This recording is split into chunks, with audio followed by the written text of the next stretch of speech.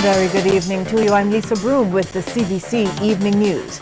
We begin with this news tonight. Barbados has temporarily banned all meat and meat products from Brazil. The disclosure from Senior Veterinary Officer Dr. Mark Trotman. He says the decision has been taken amid concerns about the possibility of contaminated corned beef from Brazil entering Barbados. He says the ban is in place pending further investigation as to whether any of the products have been imported. Dr. Trotman has also advised retailers to withdraw all Brazilian meat products from their shelves and is warning consumers not to purchase corned beef or other canned meats manufactured in Brazil until the investigation is completed. And Trinidad and Tobago and Jamaica have also imposed an immediate ban on the importation and sale of corned beef from Brazil. This follows an ongoing investigation into the sale of rotten beef and poultry from the South American country. Trinidad and Tobago's Agriculture Minister Clarence Rambarat says he believes the action is appropriate and that his ministry will be communicating with the various stakeholders on the matter. Back at home now, many communities and residents across Barbados are finally getting some relief in terms of road repairs. Our Shane Jones was able to get out to see some of the repairs firsthand today, and he filed this report. If you have been on any form of social media recently, you would have seen countless comments by Barbadians of all walks commenting on the poor state of roads in Barbados. They talk about the potholes, they talk about the highways, they talk about just about everything. But this morning, we at CBC, we caught up with Minister Michael Lashley, who said that government has allocated millions of dollars to a project to get roads like this one in Elizabeth Park in tip-top condition. We caught up with him this morning, we saw everything being done, and this is what he had to say. We've launched the asphalt mill and pave program, and this is one of the roads that we're seeking to complete as soon as possible. We have numerous complaints about this road from the residents, and I believe that they're a little comfortable now. We're now going to extend it out to other parishes. We're looking at St. Michael. We started in St. Michael. We're going to St. Lucy. We're going to St. Philip. We're going all over. It is really a program about $13 million or so about. We have the consultant, Mr. Abdul Pandor, who's, of course, working along with MTW, making sure that there's standards, making sure that the private contractors work to the standard required of MTW. So we have private contractors involved also. MTW is also doing part of the work. We're trying to see how, in the future, how we can look at the program and how we can involve some small contractors. The Minister of Transport and Works says he is pleased with the number of roads that are getting much needed attention. We have Brighton Road, we have the road, Pine Road in by Airbar Park. That road is being, we call that road now again, Factory Road. White Park Road, Factory Road, Brighton. We're looking at Border Hall Tenantry very soon. We're going to look at some other roads in Christchurch, Straycrest Tenantry in St. Michael. A number of roads we'll be touching very shortly. So we'll be very busy. And some of the east in St. Philip. Nursery Road is being paved today. Industry Hall was paved last week. That's part of the program. So we're moving slowly but surely, and we're getting some ease for the motorists and also for the pedestrians. And the residents are grateful for the repairs. I am so pleased and I'm so thankful. The word is thankful. Yeah. And I can say another word, happy, because right now the roads are just too sweet. White Park Road is another that received a much needed facelift, and some of the business owners in the area are pleased. The customers, before they would complain about not getting here, but having to use the road and the state it was in. Since it has been paved, when they come in, we asked them about it, they said, well, yes, they're a lot more pleased, and they wish that more could be done all over.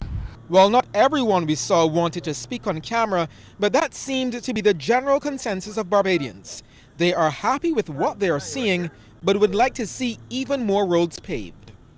Shane Jones, CBC News. Statistics revealed by the Criminal Justice Research and Planning Unit have painted a startling picture of juveniles involved in criminal activity.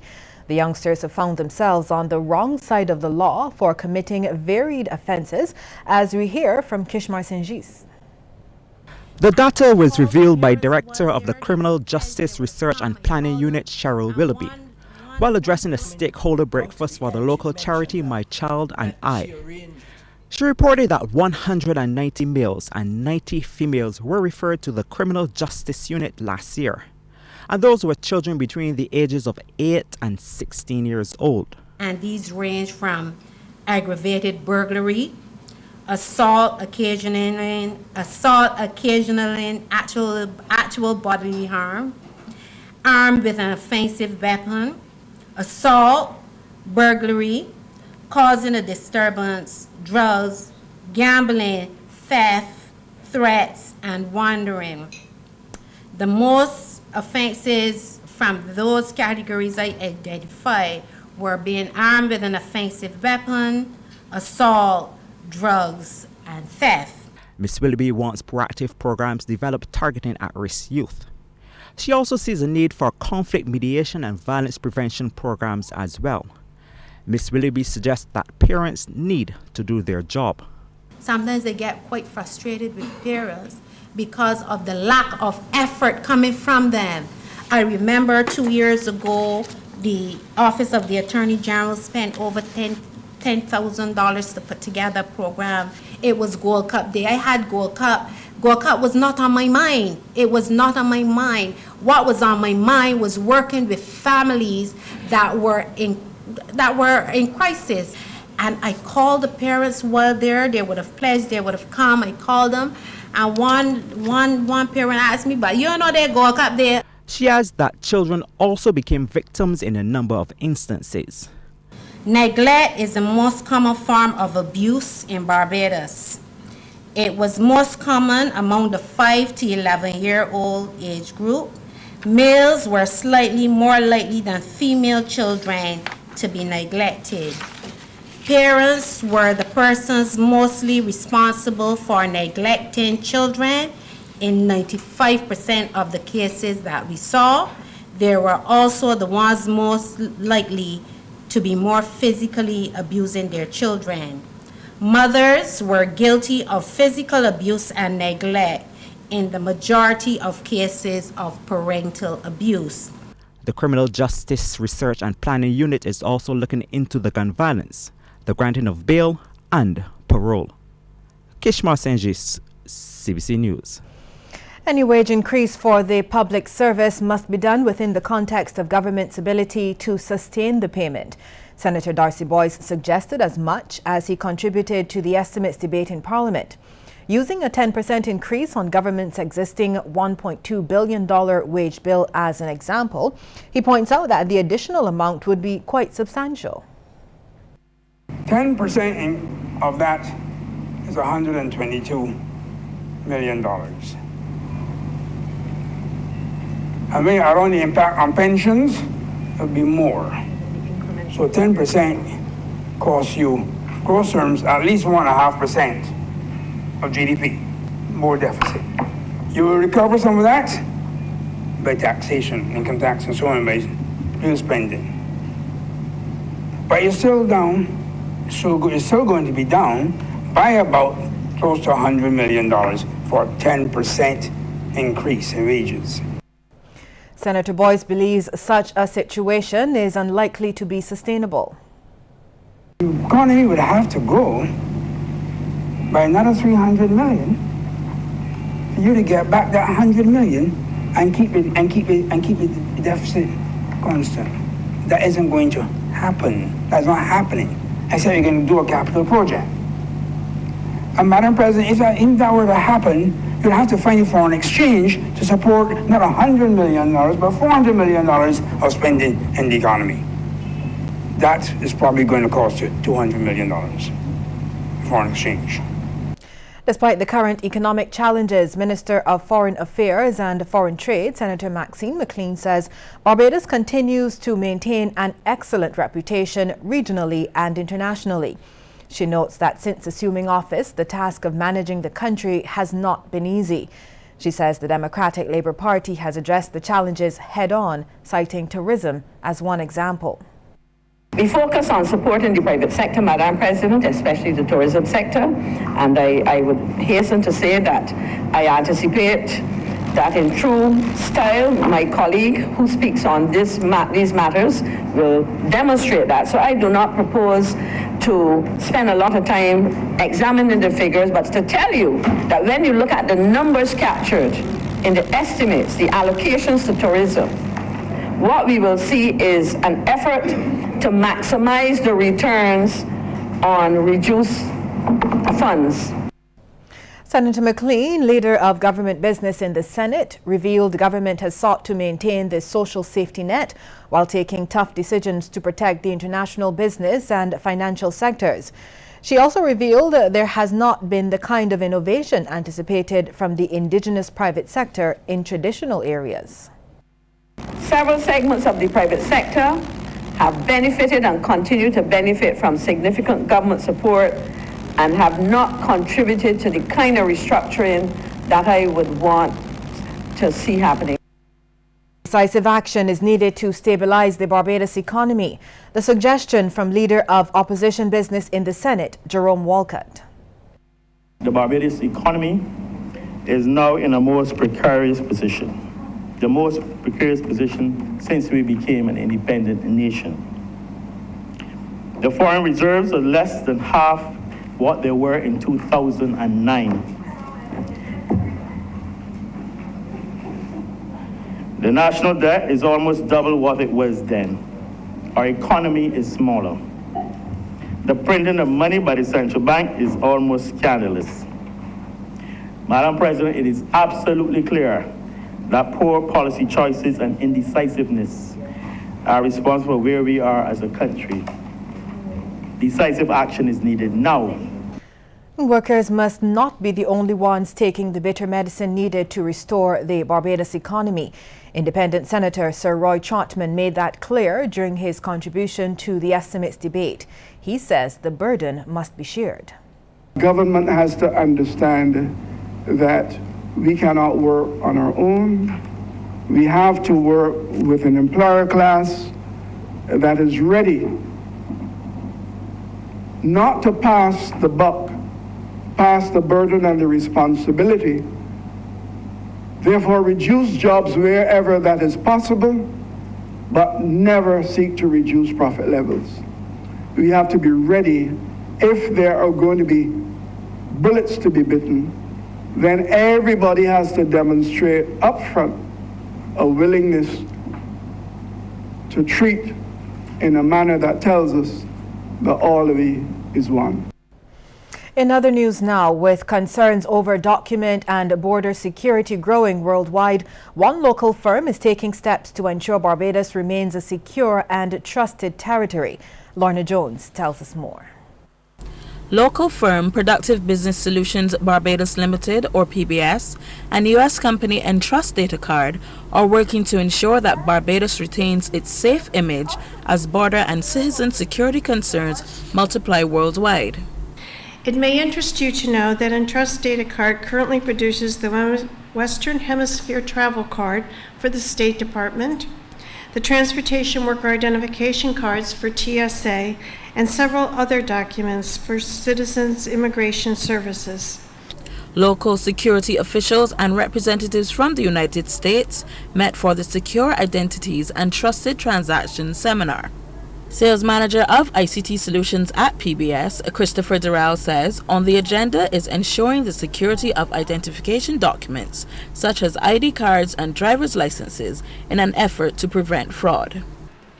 Coming out of this event, we expect that the attendees would be a lot more knowledgeable on this area of the business, and we've specifically targeted government departments that deliver identification cards, identification solutions such as passports, driver's licenses, and we're also going to touch on other types of secure documents issued by governments.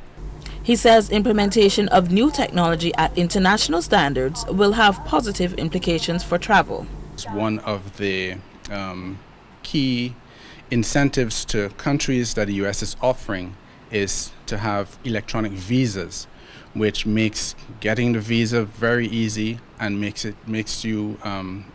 allows you to access the U.S. much more easily, as well as other countries. Mr. Durrell revealed they hope to have new security programs in place within the next 2 years.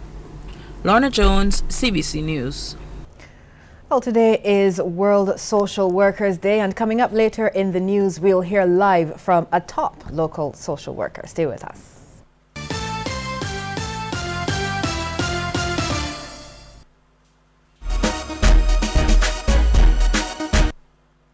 Don't let your data experience slow you down. Step up to Digicel, Barbados' fastest 4G network, more than twice as fast as the slow network. Get more with Digicel.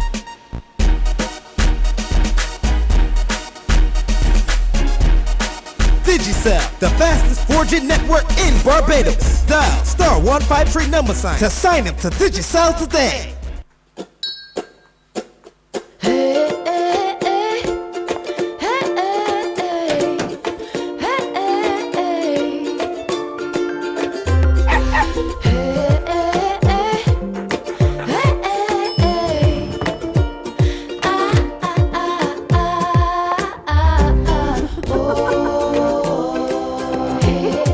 Soft, thin, and 2 times more absorbent. You hardly know it's there. Carefree.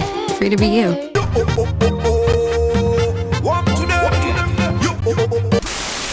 Yo, warm to them! Yo, it's your boy Ricky Diesel. Boom, we have the girl them like a fizzle. Shizzle. Friday, March 31st. Give me soca. Bacchanal on the beach. It's gonna be crazy. Boom, and I'm gonna be there. Freaky girl that we love. Y'all bend up. You thing on fire.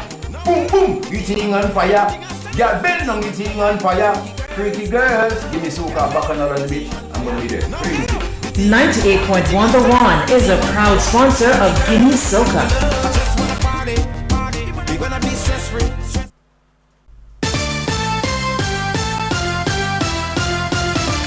Barbadians are living longer and more children are going to school.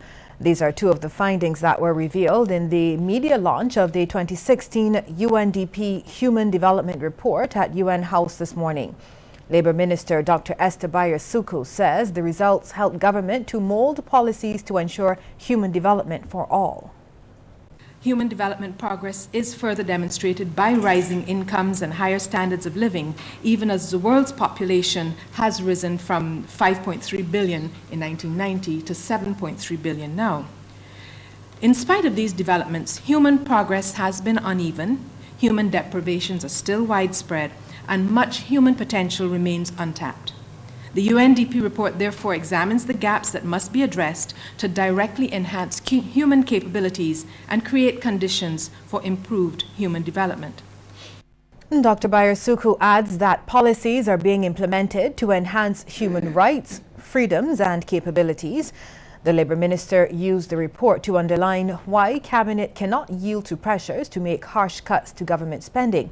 She insists decision-making must be in the best interest of human development.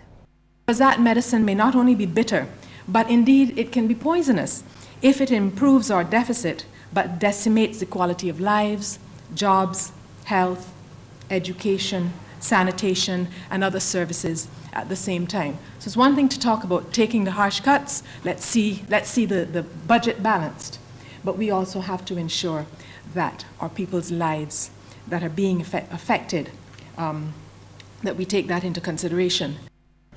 As social workers globally celebrate World Social Work Day, the Barbados Association of Professional Social Workers is reaffirming their commitment to providing assistance to those in need.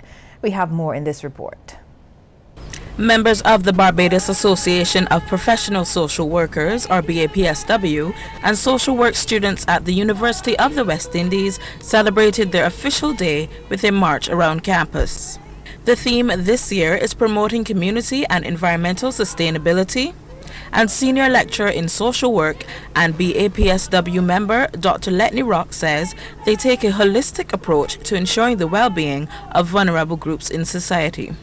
Many times we think that, social problems come from elsewhere, but increasingly we have recognized climate change, natural disasters, and other environmental conditions hurricanes, all of those, do have an impact on the well-being of people and communities. Meanwhile, these students express their dedication to making the world a better place through social work.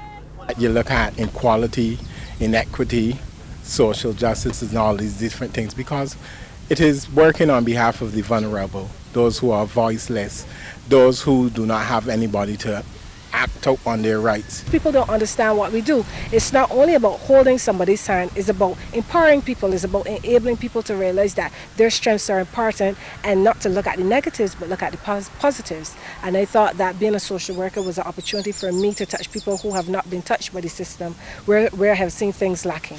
I would never stop being a social worker. I would always go out there and advocate and bring about positive change in others' lives. Dr. Ra also reiterated the association's goal to have more social workers in the schools. Guidance counselors are needed in schools.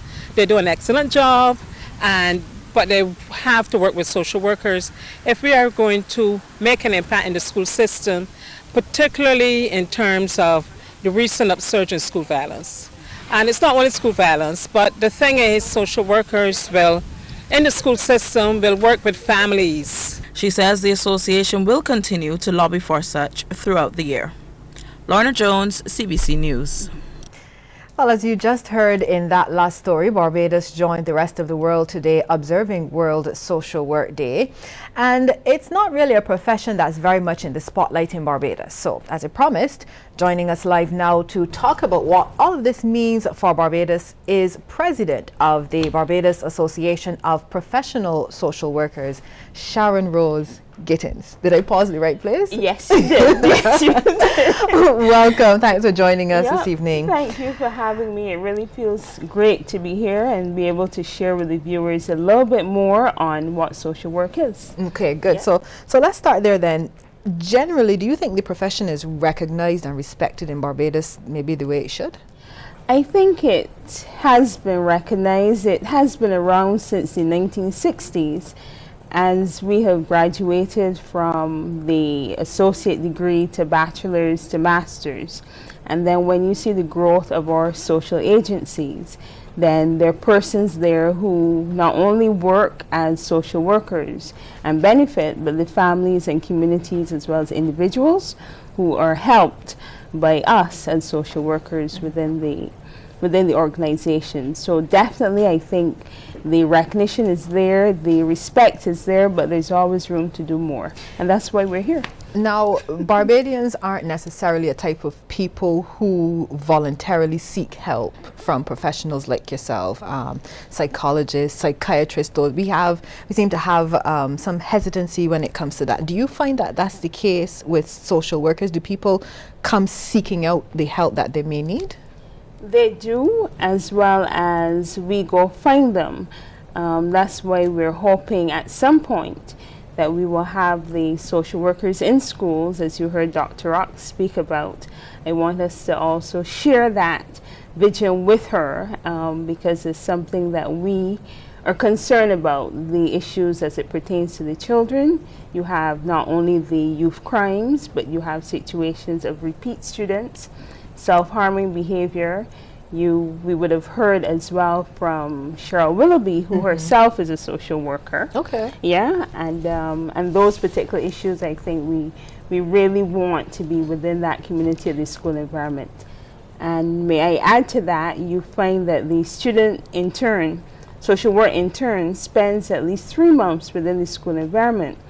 On graduating and becoming social workers, they're not placed in the school environment, and we're hoping that that gap can be dealt with so that projects and programs that have been started and have been successful are those programs that can continue. Yeah? But they're not placed in schools even though they train in schools. Why is this? Is there some, I don't know, some people may say that you're kind of almost forcing out the guidance counselor. Oh, definitely not. The guidance counselor and the social worker, we complement each other like a great marriage. Yeah, we come with our differences. We come with our differences pertaining to qualifications as well as focus. But what we're doing and who we're serving is basically the purpose of us being there. So we're definitely not to force. And I think guidance counselors do need help. We're both helping professions, and we really and truly can bridge the home environment with the school much closer than what the guidance counselor has been doing. Yeah, the guidance counselor has definitely been doing some work, but we are seeing those particular issues that keep coming up, keep growing. So we're saying, let's get some social workers in there. Now, Ms. Willoughby was able to give us a handle on juvenile children as it relates to crimes. You talked about self-harming, children who may need help with their family issues. Yes. Do you have a sense of how big a problem that is? Well, given your reporting in terms of the missing teens over the years, or if you look at self-harming in terms of suicide, or those particular issues that we've seen really and truly speak volumes to areas in which we can tap in.